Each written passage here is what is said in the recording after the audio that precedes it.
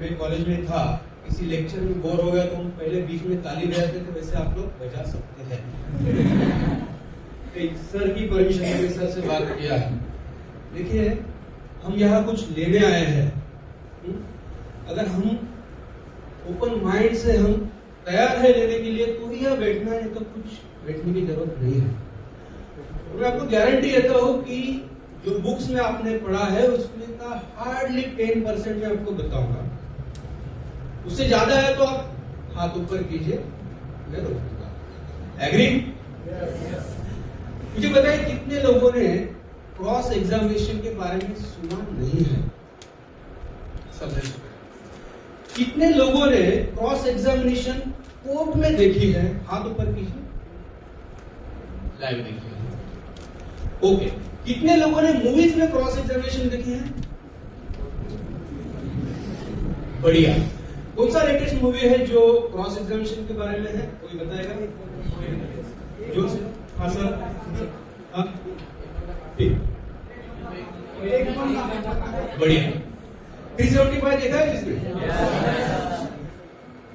मुझे लगता है जो कोर्ट में अक्सर चलता है, जो सर ने कहा, जो ऑर्डर ऑफ एग्जामिनेशन है या जो कुछ भी क्लाइंट डिस्कशन, तो बाकी सब चीजें जो है वो थोड़ा 375 में आपको लगता है कि आइडेंटिकल है, कोई भी फेक नहीं है या हवा में नहीं है। देखिए, क्रॉस एग्जामिनेशन के बारे में जब हम सोचते हैं तो हमको 3 स्टेप में उसकी हम तैयारी कर सकते हैं। भाई, किसको कुछ हंसी आ रही तो हमको भी बताइए, हम सब हंसेंगे। सर कोई है? मैं पॉइंट आउट नहीं करूंगा। तो आगे जाता हूं। क्रॉस एग्जामिनेशन लेने के पहले, ये फर्स्ट टाइम हो गया, फर्स्ट स्टेज हो गई। क्रॉस एग्जामिनेशन के वक्त और क्रॉस होने के बाद, ये 3 स्टेजेस में आप कर सकते हैं। तो हमारे में से कितने लोगों ने चार्जशीट हाथ में लेके देखी है? जी। तो क्रॉस एग्जामिनेशन का मतलब क्या है कि जिस पार्टी का विटनेस है उसको एडवर्स पार्टी ने, उस विटनेस ने चीफ में जो कहा है वो झुटलाने के लिए या उसकी क्रेडिबिलिटी चेक करने के लिए उसकी जो उसको एग्जामाइन करना, जिसको क्रॉस एग्जामिनेशन कहते हैं। देखिए, ये तो एकदम बेसिक है कि क्रॉस एग्जामिनेशन जब कोई लॉयर लेता है तो क्या कोर्ट का क्या सिनेरियो रहता है, आप इमेजिन कर सकते हैं। जज साहब बैठे हैं एकदम न्यूट्रल, आप डिफेंस लॉयर है, जज साहब बैठे हैं न्यूट्रल, कोर्ट में पुलिस बैठी है, आरोपी बैठा है डॉक में, सरकारी वकील बैठे हैं, उनका काम कर रहे हैं और विटनेस जो है उनका है। आप अकेले ऐसे हैं कि जिसको इस सब इसमें आप अकेले ही अलग है, जिसको ये विटनेस को झुटलाना है या इसने अगर कोर्ट में झूठ कहा है तो उसको उसके मुंह से सच लाना है। तो सोचिए, आपका जो रिस्पॉन्सिबिलिटी है ये बहुत बड़ा रिस्पॉन्सिबिलिटी है। कई बार हमको लगता है लॉ करते वक्त हम अगर कुछ चार्जशीट पढ़ते हैं या पेपर में न्यूज पढ़ते हैं तो हम देखते हैं कि अरे मर्डर हो गया, डबल मर्डर हो गया, रेप हो गया, गैंग रेप हो गया, तो भी इसमें बीइंग अ डिफेंस लॉयर इसको हम कैसे इसको डिफेंड करें? आता है किसी के मन में ये सवाल कि हाँ, मुझे मेरे क्लाइंट ने बताया है कि मैंने किया है, फिर भी मैं डिफेंड कैसे करूं? आता है सवाल? हाथ ऊपर कीजिए। बिल्कुल आता होगा और आना ही चाहिए। और अगर एक सवाल आता है और आपको तकलीफ होती है तो आप ऐसे मत कीजिए, डिफेंस में मत कीजिए। लेकिन एक बार अगर हम उनका ब्रीफ लेते हैं तो हमको एकदम प्रोफेशनली होकर उनको कंटेस्ट करना ही है। कई बार हंसी मजाक में मैं पुलिस वालों से कहता हूं कि ये जो है एज ए डिफेंस लॉयर मैं जो लड़ रहा हूं, ये जो महाभारत है इसमें मैं कौरवों के साइड में हूं, लेकिन यहाँ पे भी मुझे कर्ण की तरह लड़ना है। मुझे शायद पता है कि शायद मैं हारने ही वाला हूं, लेकिन मुझे लड़ना ऐसे ही कि लोग मुझे आखिरी दम तक ध्यान रखें। आप सबने सुना होगा मुंबई गैंग रेप, जो शक्ति मिल्स रेप केस था, एक बड़ा केस था, ओपन एंड शट केस था, इमीडिएट सब लोगों को पकड़ा था। ऐसे केस में एक डिफेंस लॉयर कहते हुए ये भी मैं कहना चाहूंगा कि हम एक जो लॉ फैकल्टी के जो स्टूडेंट है, हम जिंदगी भर स्टूडेंट रहते हैं। एक लॉ के स्टूडेंट के जरिए स्टूडेंट होते वक्त हमने क्या करना चाहिए, तो हमको क्या लैक्यूनास पुलिस ने छोड़ा है, क्या गलतियां उन्होंने की है, यह सब हमको उनके सामने लाना चाहिए। देखिए, ऐसी बड़ी केसेस करते वक्त कई बार हमारा कोर्ट के अंदर पुलिस से झगड़ा होता है, जज साहब से झगड़ा होता है, छोटी छोटी है जो केस के रिगार्डिंग होता है। लेकिन अगर हमारा स्टडी प्रॉपर है, हम प्रॉपर लाइन पे है, तो ये सब लोगों को अब पता चल जाता है कि आप एक अच्छे लॉयर है, अच्छे लॉ के स्टूडेंट है। तो मैं कह रहा था कि क्रॉस एग्जामिनेशन के पहले हमको क्या करना है।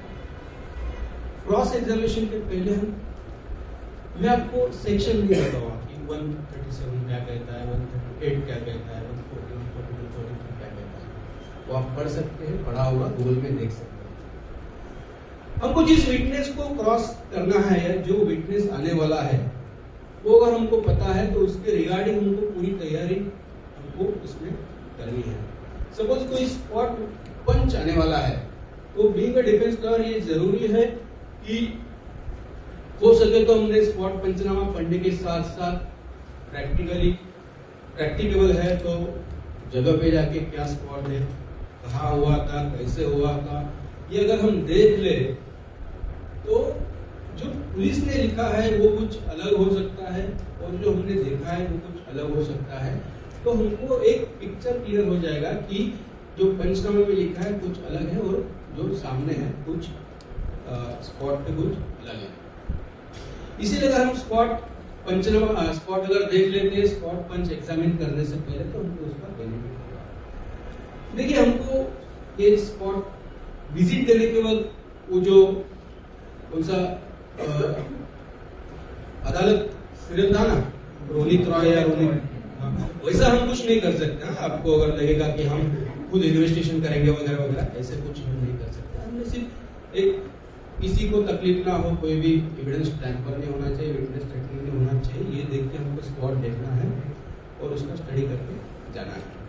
उसी तरह अगर कोई मेडिकल एक्सपर्ट आने वाला है, तो जो जिस रिगार्डिंग वो आने वाला है, सपोज इंजरी सर्टिफिकेट है, तो क्या इंजरी है एग्जैक्टली, उसके बारे में हमको प्रॉपर देख लेना चाहिए।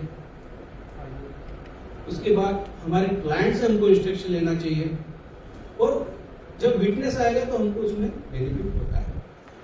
जैसे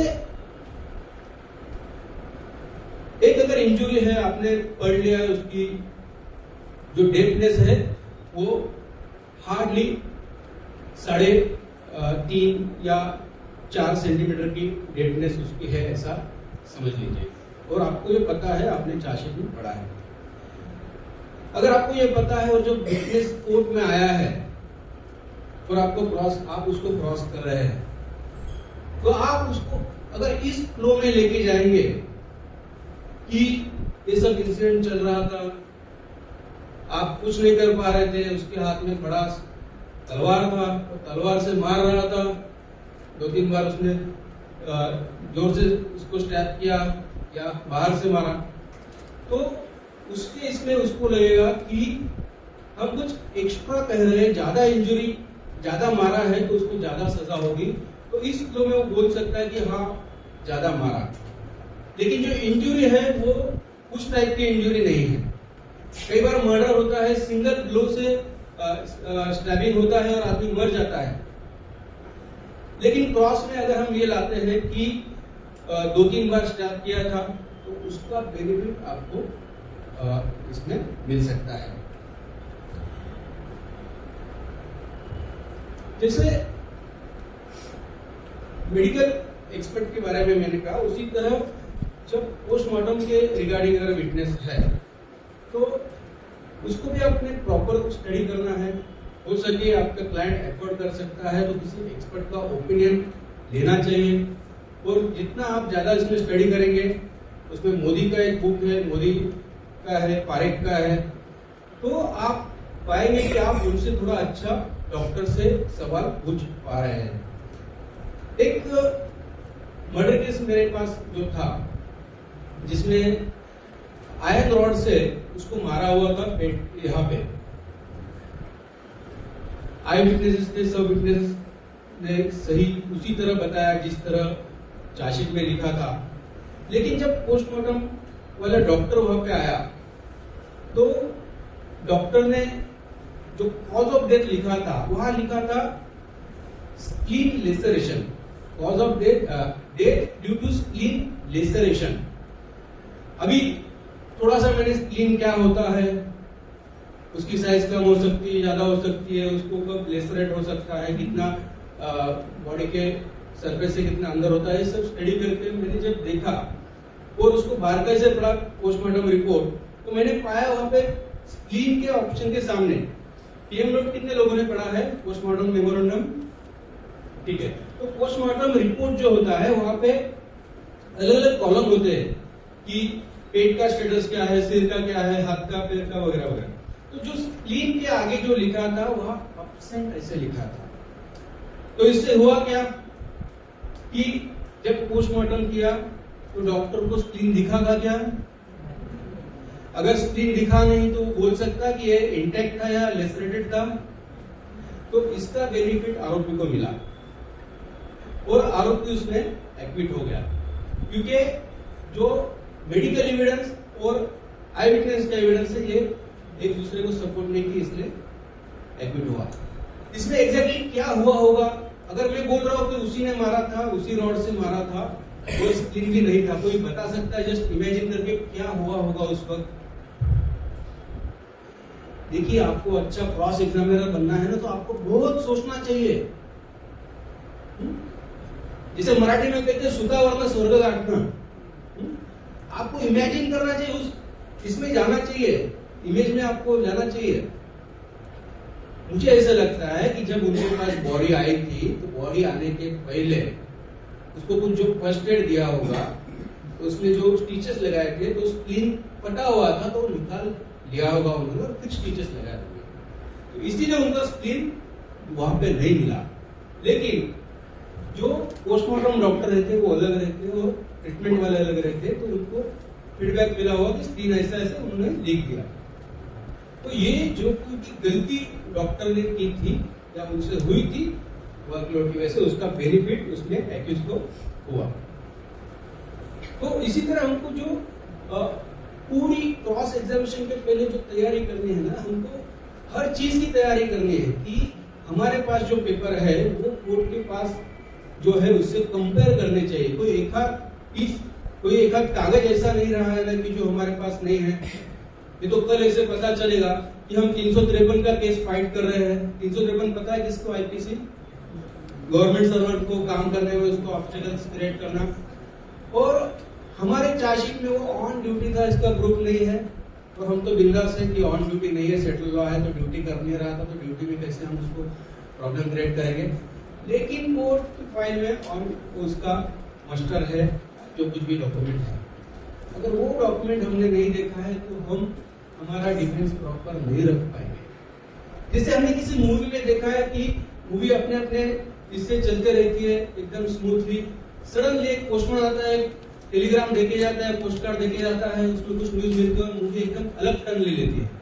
इसी तरह एक कोई भी कागज जो है इसका बहुत इंपॉर्टेंस है। जैसे यूजुअली हर चार्जशीट में आपको कंक्लूडिंग पैरा में 173 रिपोर्ट में लिखा हुआ दिखेगा कि 173(8) के अंदर कुछ चीजें हमने करने की प्रोविजन रखी है। 173(8) बाद में पढ़िए, हर चार्जशीट में रहता है।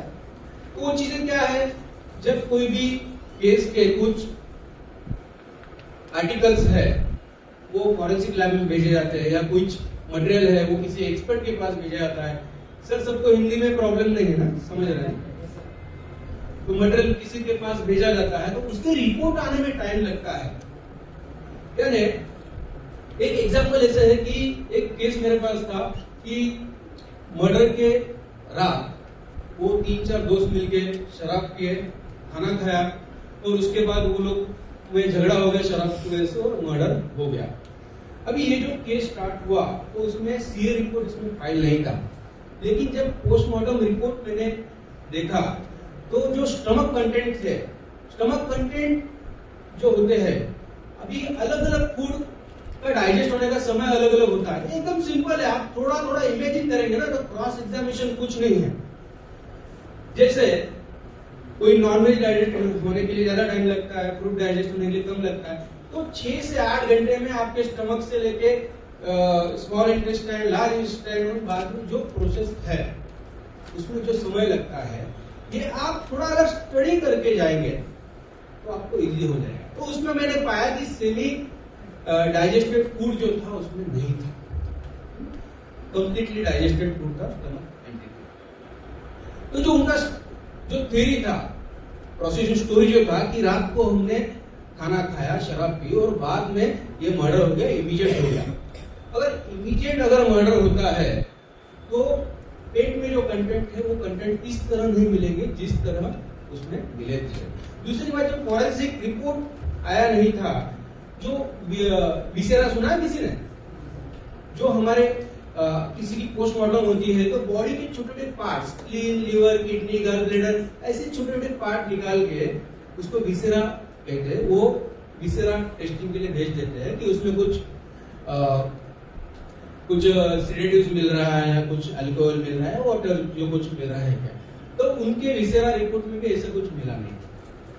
तो शराब पिए थे, ये थ्योरी भी वहां पे डिस्कार्ड हो गई। तो जब हम एक ट्रायल लॉयर की तरह खड़े होते हैं, देखिए ये जस्टिस वजीरदार जी ने कहा है कि only trial lawyer is a complete lawyer.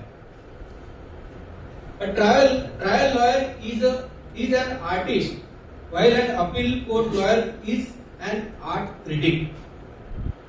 ये सबको पता है, लेकिन ट्रायल की तरफ कितने लोग जाते हैं? बहुत कम लोग। और कोई चाहता है कि तुरंत मैं कॉर्पोरेट में जाऊं, मैं हाईकोर्ट में वकालत करूं। हाईकोर्ट में ट्रायल नहीं होते, सबको पता है ना। कुछ सिविल होते हैं, मुंबई में ओरिजिनल साइड है वहां पे। तो ये जो ट्रायल लॉयर यानी जो आपको लॉयर बनने का जो सेटिस्फेक्शन है ना, वो आप करोड़ का पैकेज लेके भी नहीं मिलेगा जो ट्रायल लॉयर को मिलता है। मैं मेरा एक्सपीरियंस बता रहा हूं, आपने यही करना चाहिए, ऐसे नहीं है। ठीक है, तो मैं कहा था, कोई बता सकता है? नहीं, उसके पहले ये वाजिदर साहब के पहले विसेरा। तो उस वजह से भी जो विसेरा रिपोर्ट की वजह से जो आई विटनेसेस थे, फिर उन्होंने झूठ क्यों कहा कि हम शराब पिए, खाना खाए, झगड़ा हो गया, तो उसका भी बेनिफिट ऑफ डाउट को मिला और एक्विट उसमें एक्विज हो गया। तो इसमें क्या होता है, देखिए जब कोई भी एक कागज होता है उसमें कुछ लिखा होता है तो ये हम चेंज नहीं कर सकते।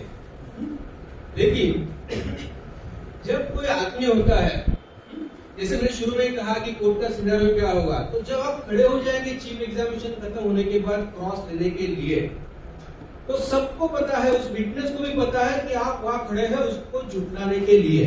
सही है गलत है? तो उसका शुरू से एटीट्यूड क्या रहेगा कि आप जो बोलेंगे उसको उसके अगेंस्ट ही, यानी आपको जो एक्सपेक्टेड है वो नहीं आपको देना। तो इसीलिए जो एक natural conduct of human being होता है ना, उसी तरह वो बिहेव करेगा। तो एक ट्रायल लॉयर को रट्टा मार के कुछ फायदा नहीं। आप 100 सवाल 1000 सवाल लिख के लाएंगे, एक जवाब ऐसे आ जाएगा ना, आपके 500 सवाल उसमें से उड़ जाएंगे। तो ये कोई स्क्रिप्ट नहीं होती है कि आपका डिटेल एक्सपीरियंस से आता है, यानी आप करके ही इसमें एक्सपर्ट हो सकते हैं और अच्छे ट्रायल लॉयर को देख के इसमें आप एक्सपर्ट हो सकते हैं। तो मैं कह रहा था कि जब आप खड़े हो जाएंगे, विटनेस को पता है कि भाई ये तो मुझे झुठलाने के लिए खड़ा है, फिर आपको क्या करना है? जैसे सर ने कहा, बोलते सर ने कि क्या पूछना क्या नहीं पूछना है बहुत इम्पोर्टेंट। तो सर के बात को ही आगे लेके मैं कहूंगा कि क्रॉस एग्जामिनेशन में क्या पूछने से इंपॉर्टेंट है, क्या नहीं पूछना। नहीं तो आप मुझे मार होता है। देखिए आपको ये मेरे जो कुछ बातों में ना, आपको कुछ नेचुरल कॉलेज की बाहर की लैंग्वेज या मुंबई लैंग्वेज ध्यान में आएगी, लेकिन क्या है जो चार्जशीट होती है ना, अगर आप महाराष्ट्र में तो सब मराठी में है और जो विटनेसेस का जो वर्जन होता है वो उसी तरह होता है। तो आपको जब तक आप उसमें घुसेंगे नहीं ना, आप उनकी तरह सोच नहीं पाएंगे कि कोई राउडी लड़का जिसके हाथ में नाइफ है अकेली अनजान लड़की को कैसे ट्रीट करेगा, ये आपको सोचना पड़ेगा, तो ही आप उसकी जगह जाके सोच पाएंगे और उसको क्रॉस कर पाएंगे। तो वो विटनेस जो है वो सडनली आपके लिए हॉस्टाइल हो सकता है। तो मैं कह रहा था कि क्या नहीं पूछना है बहुत इंपॉर्टेंट होता है। यानी एक मेरे जूनियर स्टेज का एक सवाल, एक केस है। मेरा एक क्लाइंट था जो पोलियो की वजह से उसका एक पैर का इश्यू था और पैर को ऐसे हाथ लगाने के सिवा वो आगे जा नहीं पाता था। एक मिसकैरेज का केस था, 315 317 कुछ। तो एक फीमेल को उसने और उसके फ्रेंड ने मारा, जो प्रेग्नेंट थी, मिसकैरेज हुआ, उसका केस था। मैं तो नया था, 2006-7 की बात है। नए लॉयर को बहुत मुश्किल से काम मिलता है। जब काम मिलता है तो क्लाइंट अपने पे हावी होता है, उसको मालूम रहता है कि भाई ये जूनियर है। तो जब जज साहब तो बहुत अच्छे थे, तो जब क्रॉस हमने लिया तो हमको क्लाइंट ने बोला, सर आप पूछिए इसने कौन से हाथ से मारा, क्योंकि मैं लेफ्ट जो मेरा हैंड है मैं उठा के चल ही नहीं पाता, खड़ा भी नहीं हो पाता। तो जब मैंने पूछा इसने लेफ्ट हैंड से मारा क्या, 10 बार मुझे जज साहब ने कहा कि आपको ये चाहिए क्या। क्योंकि देखिए हम क्या पूछते हैं वो इम्पोर्टेंट नहीं, क्या लिखा जाता है वो इम्पोर्टेंट है, क्योंकि वही पढ़ा जाएगा at the end of the day. क्या लिखा जाएगा इस आंसर का जवाब। अगर आपको मारा है किसी ने और लॉयर पूछे लेफ्ट हैंड से मारा गया, आप क्या आंसर देंगे, ऐसे देने वाले हैं ना। तो क्या लिखा जाएगा, मेरे क्रॉस में आया हो कि इसने मुझे लेफ्ट हैंड से मारा। मुझे क्लाइंट ने कंपेल किया, मुझे पूछना पड़ा, वो रिकॉर्ड पे आ गया। जज साहब ने वार्न किया, मत पूछिए सर, ये बोलते तो पूछना पड़ेगा। कि उस वक्त की बात थी कि क्लाइंट का हमें कितना सुनना चाहिए भी जरूरी है, इसलिए क्या पूछना नहीं चाहिए ये बहुत जरूरी है। अभी आगे जाके मुझे पता चला ये सर्कल कब कंप्लीट हो सकता था। अगर मैं उसका पोलियो का सर्टिफिकेट देता तो एक विटनेस चढ़ा था कि भाई ये तो चल ही नहीं पाता, लेफ्ट हैंड ऊपर करके लेफ्ट से मार नहीं सकता, वही सर्कल पूरा होता। लेकिन वो हाथ वहीं पे छूट गया कि ये इसने ये हाथ से मारा। तो क्या नहीं पूछना ये जरूरी है, क्लाइंट का कितना सुनना ये भी जरूरी है। कई बार क्या करते हैं कि क्लाइंट को खुश करने के लिए कई लोग जोर जोर से चिल्लाते हैं, विटनेस पे चिल्लाते हैं, जज साहब से बहस करते हैं। लेकिन इसमें क्या होता है, देखिए हम भी लॉयर भी एक ह्यूमन बीइंग है। आज अगर मैं इतने रिलैक्सली, यानी मैंने देखा कि आते वक्त का माहौल देखा, इतना अच्छा आप लोगों ने ये देखा, इससे बहुत अच्छा इम्पैक्ट। पर कोई 2-4 लोग निकल जाएंगे, कोई हंसेगा, कोई बोलेगा बंद करो, तो क्या होगा मेरे दिमाग पे असर, थोड़ा मैं डिस्ट्रैक्ट हो जाऊंगा। तो कोर्ट में जब आप खड़े हैं ना, तो आपके माइंड में एक सवाल आने पर पूरी चेन बनी हुई रहती है कि अब मैं ये पूछूंगा, मैं ये पूछूंगा। जब आप बहस करते हैं तो आप खत्म, आप सब भूल जाते हैं, आपका ईगो है, जो कुछ भी है, आपका फोकस उस चीज पे आता है, इसने मुझे ऐसे ही बोला। तो इसीलिए कुछ भी हो जाए हमने गर्म नहीं होना है, बहस नहीं करना है जज साहब से, लेकिन अपने पर्पस के लिए सामने वाले को हम गर्म कर सकते, क्योंकि हर मेटल का एक सिक्योरिटी पॉइंट होता है, इसी तरह एक आदमी का भी होता है। एक बार आप उसको इस जगह ऐसी ऊंचाई पे लेके जाएंगे ना, फिर आपको बोलेगा, आप जो बोलेंगे हर चीज के लिए हाँ बोलेगा। तो जो नहीं पूछना, उसके साथ जो विटनेसेस है उनसे या जज साहब से बहस नहीं करना है। लेकिन कोर्ट में सारा जो माहौल है हमारे खिलाफ रहता है। ऐसे इसमें कौन सी चीजें हैं जो माहौल हमारे बाजू में लाने के लिए फेवरेबल होता है, जो हमारा एक्सेंट होता है, जो हमारा वॉल्यूम होता है, जो हमारी बॉडी लैंग्वेज होती है। हम उनको कुछ गलत शब्द यूज कर दे, लेकिन प्यार से तो भी डेकोरम बना है। जो रिस्पेक्ट कोर्ट को देना है उतना देना ही है। हमको क्या जरूरत है पब्लिक प्रोसिक्यूटर से झगड़ा करने की? वो उनका काम कर रहे हैं, लेकिन अपने क्लाइंट जो पीछे बैठा है उनको दिखाने के लिए कभी काम नहीं करना है। इससे क्लाइंट का केस डैमेज होता है, आपका कुछ नहीं होता है। तो ये जो है ये कोर्ट में बहस नहीं करना है कि मुझे आपको उसी तरह हमारे जो आई कॉन्टेक्ट है, इससे भी कोर्ट का एटमॉस्फेयर जो है ये अच्छा हो सकता है, बुरा हो सकता है। विटनेस ने चीफ ने कुछ हमारे खिलाफ बोल दिया, हमने कुछ अलग ढंग से देख लिया, ये सब देखते हैं, कोर्ट भी देखता है, ठीक नहीं। लेकिन उसी तरह ये आई कॉन्टैक्ट हमारे फेवर में कैसे यूज कर सकते हैं कि अक्सर क्या होता है कि जो वर्कलोड होता है सीनियर्स का, तो कई बार दूसरे कोर्ट में केस चालू तब तक जरा विटनेस बॉक्स में आ गया, सर आ रहे हैं आप चालू कर दो वगैरह वगैरह, तो सर आते हैं तब तक चीज स्टार्ट हो जाता है। जो बहुत सीजन है उनके लिए ठीक है, लेकिन मैं तो कहता हूं उन्होंने भी ऐसा नहीं करना चाहिए, क्योंकि जो विटनेस होता है वो फर्स्ट टाइम उनके सामने जिंदगी में आया हुआ रहता है मोस्टली। इससे आज यहाँ के सब लोग ऑलमोस्ट फर्स्ट टाइम मेरे सामने आए हैं, तो कौन कैसे रिएक्ट होगा मुझे कब पता चलेगा? जब मैं मिलकर हाय हेलो करूंगा, दो बातें सुनूंगा, या जब वो दोनों बात कर रहे मैं देखूंगा तो मैं थोड़ा अंदाज बांध सकूंगा। उसी तरह जब चीफ अगर मेरे सामने होती है तो मुझे पता चलेगा कि विटनेस की कितनी तैयारी है। कुछ पूछा सरकारी वकील साहब ने, वो इधर उधर देख रहा है क्या? अगर हाँ वो सरकारी वकील की तरफ देख रहा है, इसका मतलब वो डर रहा है, या उसकी तैयारी नहीं है, या वो पीछे पुलिस बैठे उनकी तरफ देख रहा है क्या? तो मुझे पता चलेगा कि एग्जैक्टली क्या है, क्या करने के बाद वो सच बोलना शुरू करेगा। इसीलिए चीफ के वक्त लॉयर भी वहां पे रहना चाहिए, एडवर्स पार्टी का लॉयर भी।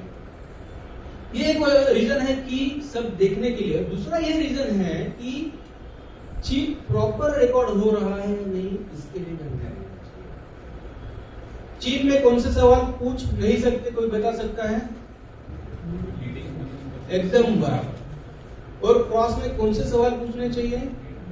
सिर्फ लीडिंग, सिर्फ लीडिंग, दूसरा कोई ऑप्शन नहीं है। लीडिंग क्वेश्चन यानी क्या, सबको पता है? किसी ने मुंडी हिलाया नहीं, यानी किसको नहीं पता है? हाँ बताइए, नहीं पता है, किसको पता है जरा बताइए।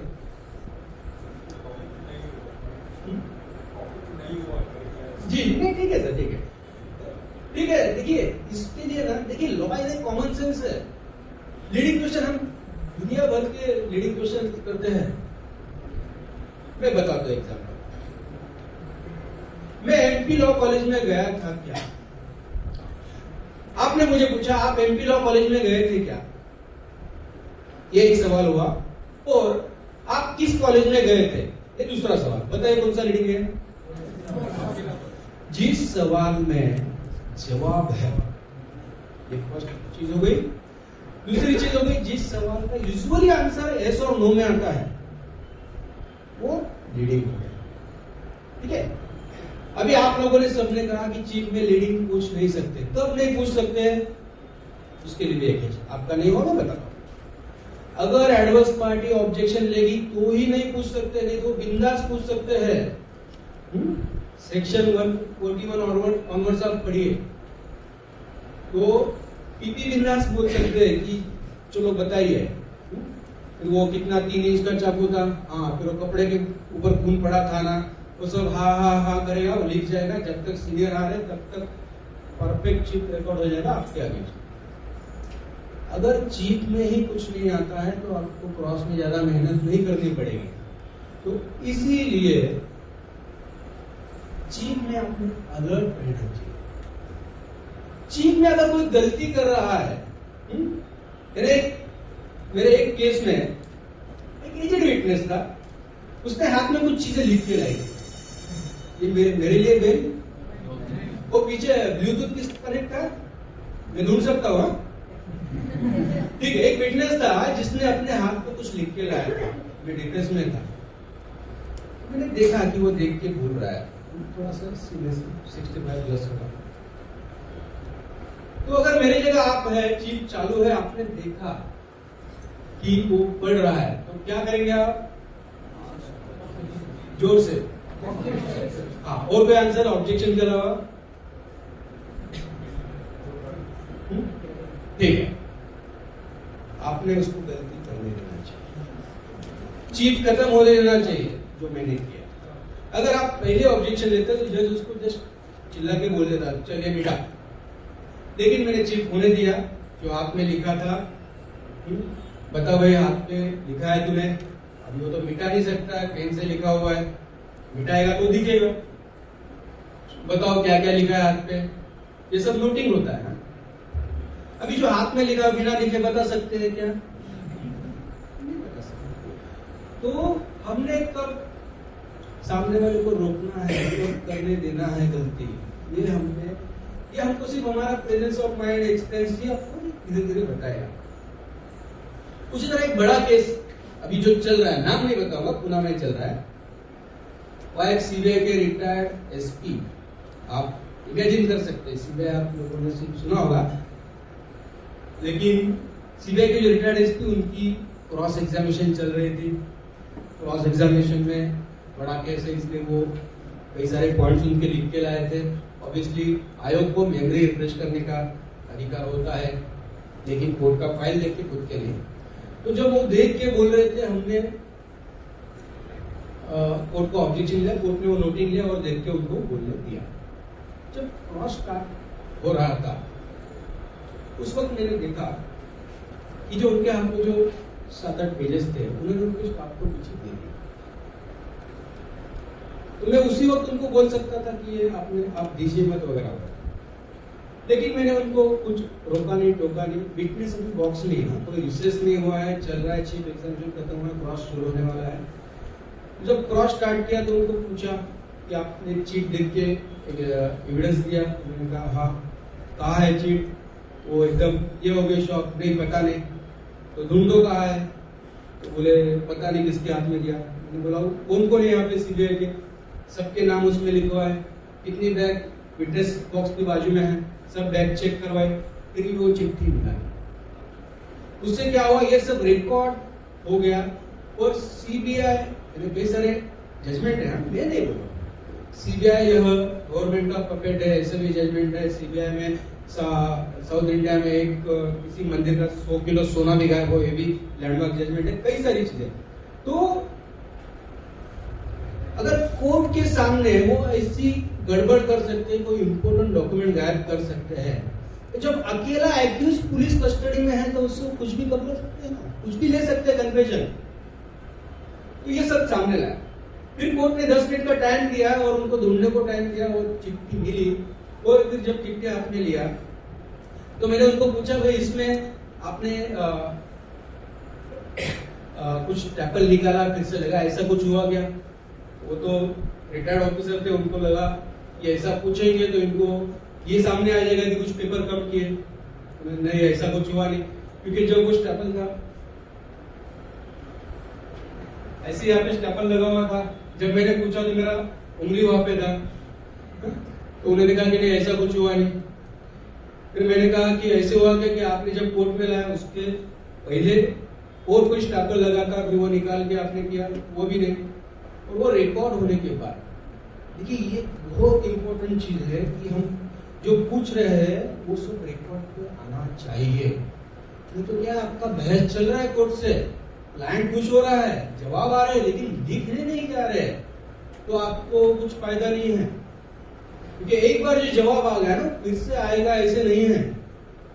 लीडिंग सवाल के 2 ही आंसर होते हैं, यस और नो। एक बार आपने आपको यस आ गया, और जब आप किसी काम में है और उनके विटनेस के किसी आदमी ने उसको कुछ इशारा कर दिया, तो उसको पता चल जाएगा कि अरे ये तो हमने गलत बोल दिया, वो नो बोल दिया आगे। इसलिए जो लिख रहे हैं वो जरूरी है। तो हमने वो देखना चाहिए कि जैसा आप लिख रहे हैं क्या।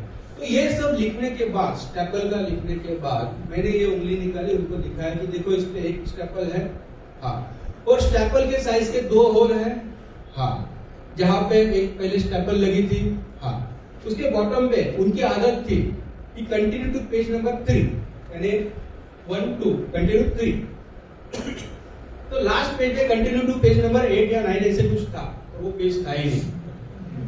तो वो पेज कहाँ है? तो नहीं वो नहीं है, उतना ही था वगैरह। तो ऐसे उनकी क्रेडिबिलिटी उसमें शेयर हुई। तो ये जो छोटी छोटी चीजें हैं, देखिए हमारे हाथ में कुछ नहीं रहता है। जब तक चार्जशीट बन जाती है ना, तब तक एक्यूज को कुछ पेपर का एक्सेस भी नहीं होता है एफआईआर के सिवा।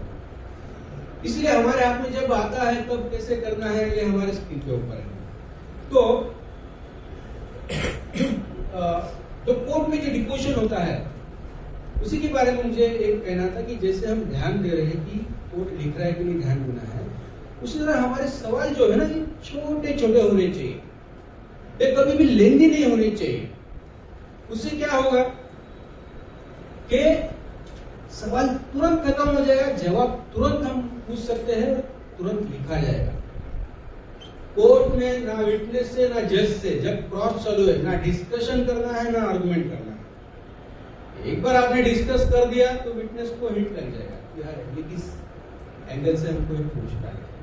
इसलिए छोटे छोटे सवाल, क्या क्या मैंने मेन बताया कि क्रॉस में क्या नहीं पूछना जरूरी है। दूसरा क्या बताया, हर सवाल लीडिंग होना चाहिए। तीसरा क्या बताया, कोर्ट में बहस नहीं करना है, हर सवाल शॉर्ट होने चाहिए। ठीक है, तो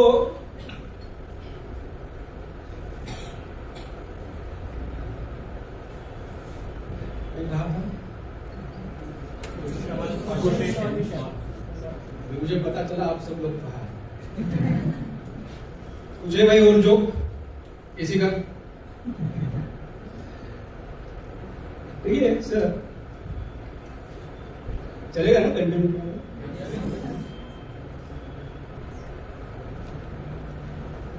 देखिए जो राउडी और का डायलॉग पता है अक्षय कुमार का, बोलिए सर की परमिशन था जो वो बोलता हो क्या, बोले यार आप ब्लूटूथ कनेक्ट करवा सकते हैं। मैं डर गया कि भाई ये क्या था, रैगिंग तो नहीं चल रहा है। डायलॉग सबको क्या है राउडी राठौड़ का, जो मैं बोलता हूँ वो मैं करता हूँ, जो मैं नहीं बोलता वो मैं निश्चित रूप से करता हूँ। तो मैंने क्यों कहा, देखिए जो क्रॉस एग्जामिनेशन करने वाला लॉयर होता है उसको एक ऐसा रोल अदा करना होता है, प्ले करना होता है कि आपको तो सामने वाले का फेस रीडिंग करना है, लेकिन आपके मन में क्या चल रहा है उसको समझना नहीं चाहिए। कई बार ऐसी नौबत आती है, ऐसा अपॉर्चुनिटी कह सकते हैं, ऐसा अपॉर्चुनिटी आता है कि साइकेट्रिस्ट साइकोलॉजिस्ट का भी हमको क्रॉस एग्जामिनेशन करना होता है, लेकिन वो भी वजह कुछ, तो वो भी एक अच्छा लॉयर है ना, बहुत अच्छी तरह से, यानी साइकोलॉजिस्ट से अच्छा माइंड पढ़ सकता है वीकनेस का। तो जो डायलॉग मैंने आपको बोला ना, तो जो हम नहीं करने वाले हैं ना, सामने वाले को लगना चाहिए हम ये करने वाले, और जो हम करने वाले हैं उसको समझना नहीं चाहिए कि हम किस दिशा में जा रहे हैं, उसको किस दिशा में लेके जा रहे हैं। एक एग्जाम्पल है इसी के बारे में जो था,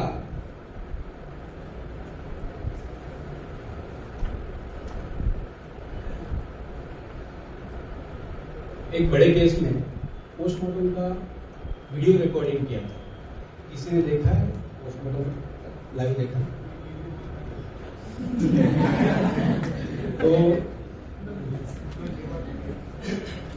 तो पोस्टमार्टम का वीडियो उसमें बोला गया था कि बड़ा कैसे रिकॉर्ड कीजिए, और ऑब्वियसली रिकॉर्ड किया है, प्रोसिक्यूशन रिलाई कर रही थी, एक्यूज को एक्सेस मिला।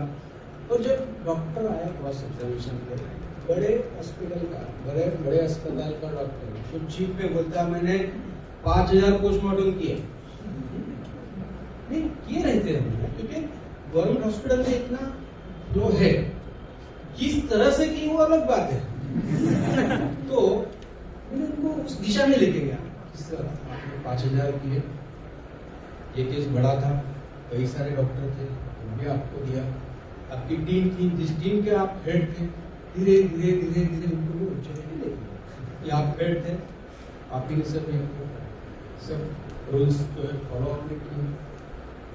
आपको स्पेशल इंस्ट्रक्शन थे कि इसमें वीडियो रिकॉर्डिंग करनी चाहिए, वो आपने की। वीडियो रिकॉर्डिंग में कोई भी अल्ट्रेशन नहीं होना चाहिए, इसमें विदाउट कॉज वीडियो रिकॉर्डिंग करवाया आपने ध्यान दिया उसके ऊपर। ये सब ये सब है, क्योंकि जब ये आदमी की खासियत होती है कि मेरे लिए अच्छा सुनने को मिले तो मैं यस यस सही है, तो वो सब बोल देगा, ये सब बोल, ये सब लिखा गया।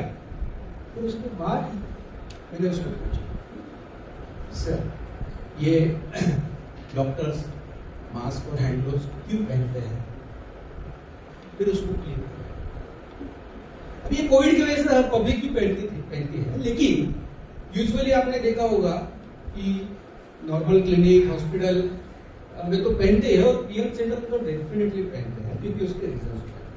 तो उसको क्लिक हो गया, फिर उसने बोलना चालू कर दिया, नहीं कंपलसरी नहीं है। अभी देखिए जो डॉक्टर पोस्टमार्टम कर रहा है, उनको पता चल गया कि मैंने वीडियो देखा है, उसमें वो तो बिंदास है, ना मास्क पहना है ना हैंड ग्लोव्स है।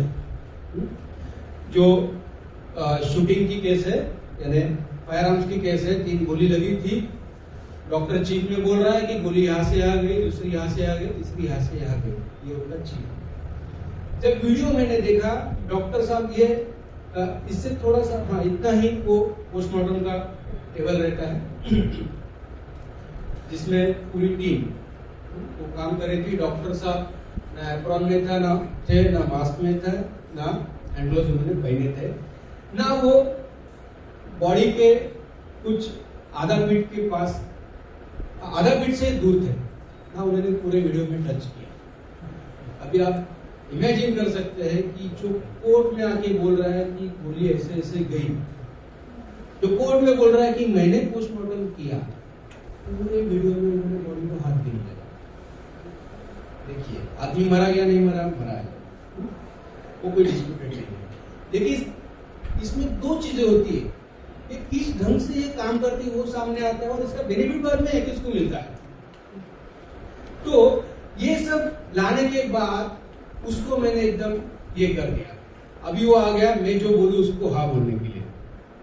फिर मैंने उसको बोला, भाई तू बैलिस्टिक एक्सपर्ट नहीं है, बोले नहीं है। पहले चीफ में सब कहा कि ये गोली होगी 7.6 का ये वो हो गया। अभी वो बात करने लगे मेरे लिए। मैंने कहा बताइए ये 1 नंबर की गोली कितने डिस्टेंस से मारेंगे, आप बता सकते हैं? नहीं। दूसरी कितने डिस्टेंस से मारेंगे? तीसरी मारेंगे। ये तीनों गोलियों में कितने टाइम गैप होगा? नहीं। ये जो बुलेट है ये आगे से डैमेज क्यों हुई पता है? नहीं। तो ये जो अगर उस केस में वो बैलिस्टिक एक्सपर्ट नहीं लाते हैं, तो ये सब डॉक्टर के जो एविडेंस में आया ना, इसका बेनिफिट एक्यूज को डेफिनेटली होगा। तो कोई विटनेस को हमारे फेवर में लाने के लिए हमको हमारा प्रॉपर स्टडी होना चाहिए।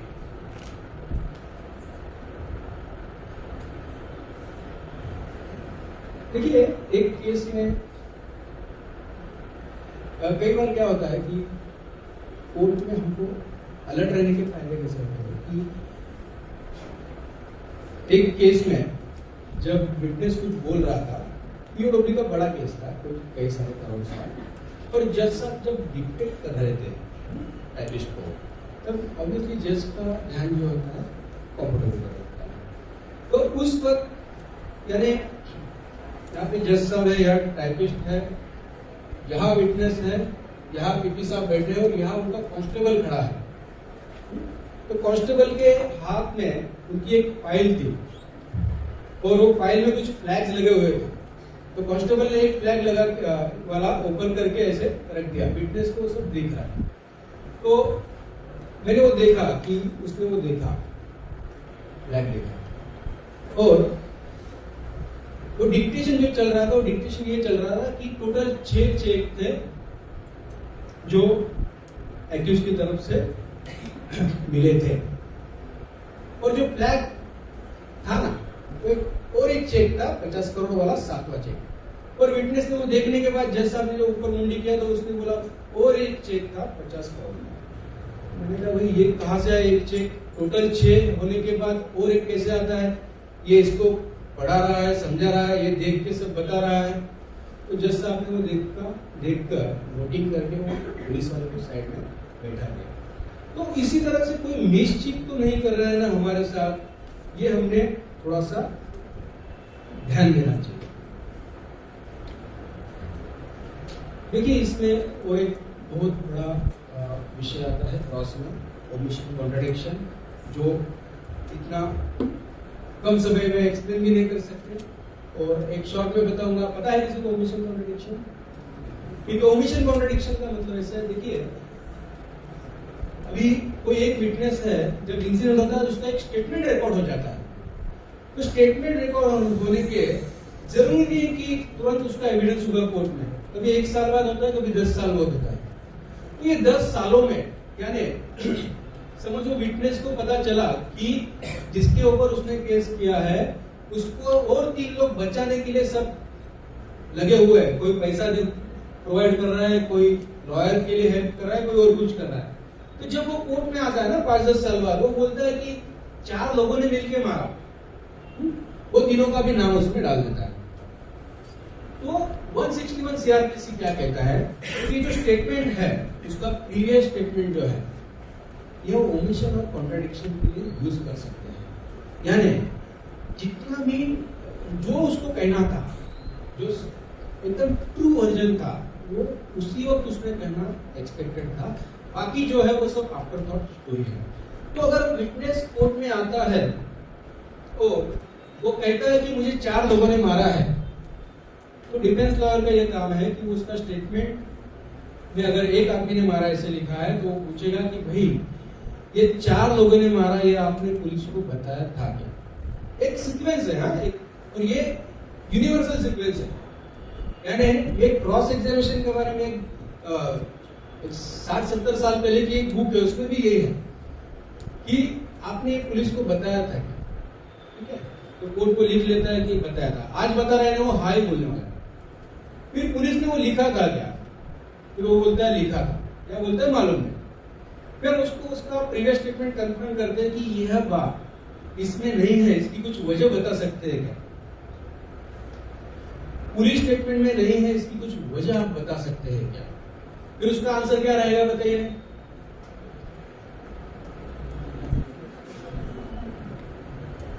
नहीं बता सकता ना, ये आंसर रहेगा। तो वो भी लिख लेता है। तो उसका जो क्वेश्चन है, वो स्टेटमेंट जिस ऑफिसर ने लिया है, 2 पार्ट में होता है। एक बार विटनेस को आपने पूछ लिया, तो जिस ऑफिसर ने स्टेटमेंट लिया है वो जो विटनेस बॉक्स में आएगा, तो उसको आपने पूछना है कि 4 लोगों ने मारा था, यह विटनेस ने आपको कभी नहीं बताया। वो एग्री करने वाला है कि उसके स्टेटमेंट में नहीं। तो ये 4 लोगों वाला जो है ये पूरा उसमें से डिलीट हो जाता है। डिलीट है, ऐसे डिलीट नहीं करते हैं, लेकिन वो पढ़ा नहीं जाता है एविडेंस में।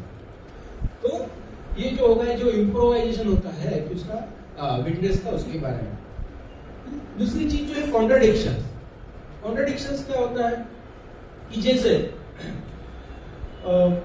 किसी ने, विटनेस ने कहा कि एमपी लॉ कॉलेज में मैं 12 बजे आया था और मैंने देखा कुछ इंसिडेंट हो गया, और ये स्टेटमेंट में कहा, और एविडेंस में कोर्ट में आके वो कहता है कि एमपी लॉ कॉलेज के गेट के पास रात के 12 बजे में आया था, वहां इंसिडेंट हुआ। तो वो रिकॉर्ड हो गया कोर्ट में कि गेट के पास रात के 12 बजे इंसिडेंट हुआ है। तो डिफेंस लॉयर क्या करेगा? वो पूछेगा कि रात को 12 बजे गेट के पास आए थे, ये बताया था क्या? अर्लियर टाइम जैसे था वही सब सीक्वेंस। बोलेगा बताया था, फिर इसमें क्यों नहीं है, मैं वजह नहीं बता सकता। ये बाउंसर हो रहा है पक्का? कितने लोग लास्ट ईयर? सभी लास्ट ईयर। आपको ये चीज ना याद में आएगी जब आप कोर्ट में जाएंगे ना कि हाँ ये कभी हमने सुना था। ठीक है, तो मैं कहा था कि हाँ गेट के पास था आपके कॉलेज के, बराबर। तो विटनेस कहता है कि मैंने बोला था, इसमें क्यों है मुझे पता नहीं। फिर एडिशनली इसमें क्या आएगा कि क्या आपने पुलिस को ये बोला था कि कॉलेज के अंदर दोपहर को 12 बजे आप गए थे, वहां वारदात देखी? वो उसको डिनाई करेगा, पहले उसने कुछ और कह दिया। फिर वो जो पोर्शन है उसको, स्टेटमेंट का पोर्शन जो, उसको पोर्शन मार्क किया जाएगा। यानी यूजुअली मुंबई या बाकी जगह पे उसको रेड पेन से उसको ब्रैकेट डालते हैं, उसको PM A लिखते हैं। एक स्टेटमेंट में जितने स्टेट ये है क्वेश्चन, उसको ABC। वो क्यों करते हैं क्वेश्चन मार्क? क्योंकि जो स्टेटमेंट्स होते हैं 161 ये एविडेंस में पढ़े नहीं जाते हैं, ये बात में रद्दी हो जाती है। लेकिन ऐसे जो क्वेश्चन मार्क है, ये क्वेश्चन मार्क होने के बाद जिस अधिकारी ने, पुलिस वाले ने ये लिखा है स्टेटमेंट, वो जब आता है तो उसको पूछा जाता है कि क्वेश्चन मार्क आपने विटनेस के कहने पे लिखा है ना? समझ रहा है सबको? तो जब वो पुलिस वाला हाँ कहता है तो क्वेश्चन मार्क को एग्जिबिट नंबर दिया जाता है, और जितने एग्जिबिट नंबर्स होते हैं उसी को एविडेंस में पढ़ा जाता है, तो इसको कहते हैं कॉन्ट्राडिक्शन। ऐसी कई सारी चीजें हैं जो एक लेक्चर में शायद कंप्लीट ना हो पाए। कुछ सवाल किसी के हैं तो बताइए, कुछ मैंने ज्यादा बोल दिया तो वही बताइए कि सर ये आपने ज्यादा या गलत बोला।